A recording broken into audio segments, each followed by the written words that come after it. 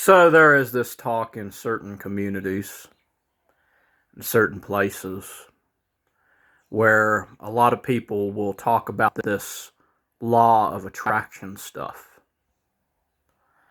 And it is true in a sense.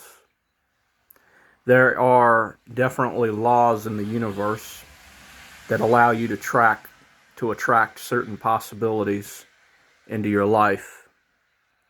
And this has been known for thousands of years, actually, possibly hundreds of thousands, depending on how old you believe the intelligence of mankind is in one form or another.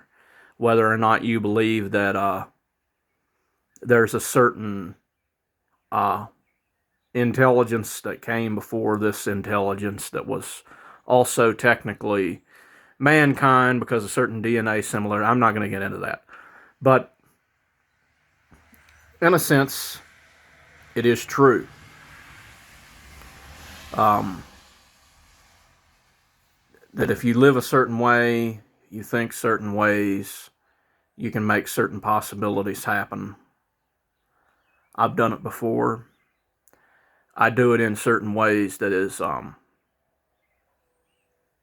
even I can't believe it in some ways when I do certain things. It's hard to believe that things just pop up the way they do. But listen, one thing though that can really get a lot of people misunderstanding what this is, this law of attraction thing, one thing that can really deceive a lot of people is they get into this idea that I do these things or I think these things and these things happen. Therefore, I must be the author of reality and everything must bend to my own whims and desires. Uh,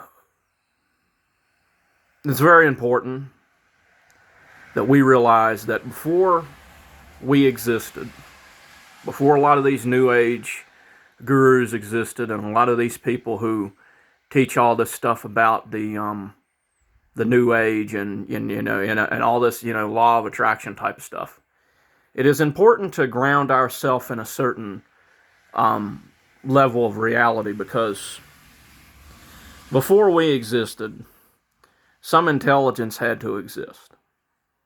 This is quite clear that there must be intelligence in the universe. Some type of intelligence must have existed and created a certain structure. Whatever this intelligence is, whether what we consider to be conscious or what we don't necessarily consider to be conscious, or, it could be conscious in some way we can't even imagine. This higher intelligence that existed in the universe in some form or another created certain laws of causality, certain laws of cause and effect. So when people do things like semen retention, I'm beginning to finally understand one of the things I've been doing the wrongest about semen retention. It basically boils down to body, the idea that to put the body completely first and to put the mind last, but that can be misunderstood also, because basically what this understanding boils down to is that even if you do relapse, make sure you don't watch the content. That's one of the most important things. But see, where a lot of people can really mess up is they can start to think that they create reality. And it may seem like I just told you you do create reality. But what you have to understand is when people say they create reality, what they mean is that they create causality.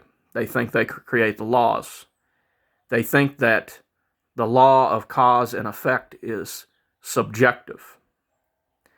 It may be relative from individual to individual, depending on certain structural mechanics of the universe. But it is not absolute subjectivity in the sense that you can just think a person do something and they do it. You can't just snap your fingers and if the karmic law isn't right, if the frequency isn't right, just manifest things. And this can confuse a lot of people, and it can get a lot of people to think that they're God, and it can get a lot of people to think that whatever it is out there that created whatever it is I experience, I don't need to do any of the work or any of the necessary sadhana or whatever to ground myself in reality because I got it figured out. In other words, our Father who art in heaven, hallowed be my name, my kingdom come, my will be done on earth as it is, in heaven. Now, I could mention names. I'm not going to mention any names. But even Sadhguru has warned against this. That people can experience certain things. They don't understand what the hell is going on. They have been in a certain state because basically when you don't focus on physical procreation in the sense of sexuality, the mind vibrates at a higher frequency, and the stuff that would usually get made into the energy that usually releases with the sperm instead becomes ojas. It becomes a spiritual energy. It travels up the spine. And people can go insane when they experience true power from long periods of semen retention. And they can begin to think that they are the law. And they can begin to think that they create everything in the universe. It is true that we attract certain realities. But once you start to worship what the Sadhguru said was Divyamanas. Divyamanas or something like that. Divyamanas is like a powerful form of brain, but it's not absolute enlightenment. So you can actually start to think that when you get into Divyamanas, you're still in a cage. But the bars are so far away, you don't believe there are any bars. You can create the illusion that you create laws in the universe, but it's actually laws in the universe that are basically following a certain karmic pattern within your system. And you can delude yourself and you can either manifest things consciously and understand that where your place is in the universe and, in our Father who art in heaven, thy will be done instead of my will be done. Or you can begin to create a Rickley layer within your mind belt and experience things as if you are the one creating it. Okay, and this is something that we got to make sure we don't get into. Because if we get into this type of stuff and we start to think that we're the creator, time will come when the bars of this cell and the structure of this delusion will have to be melted by the rigorous law of karma.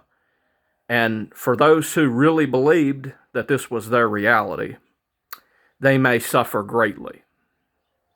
Many of the black magicians and many of the people who get trapped in the lower astral realms begin to think things like this. Because they begin to materialize, they begin to spiritualize their materialism in a way that most people don't. So I wanted to just say that. Not going to mention any names, not going to go anywhere, not going to go off and point to anyone in particular, but this stuff is very serious. It's very important that we ground ourselves in the thousands and thousands of year old metaphysical science that has always existed, and we study it, and we understand how to manifest things consciously without starting to think we're Deus Pater, the Sky Father. Right? Where you're not Yahweh, you're not Brahma, you're not the creator of the universe. You're just a man with very good intentions, but like Sadhguru often says, you can be a really stupid evil man with evil intentions, but you can also be a very stupid good man with very good intentions. But essentially, you're playing God. And we have to not allow ourselves to make these type of very, very difficult to break delusions. Because basically you're just becoming a real life equivalent to what Chris Chan thinks he is in his head. So peace, everybody. Hope I get my insurance difficulties fixed and get my teeth fixed and whatnot. But don't follow delusions.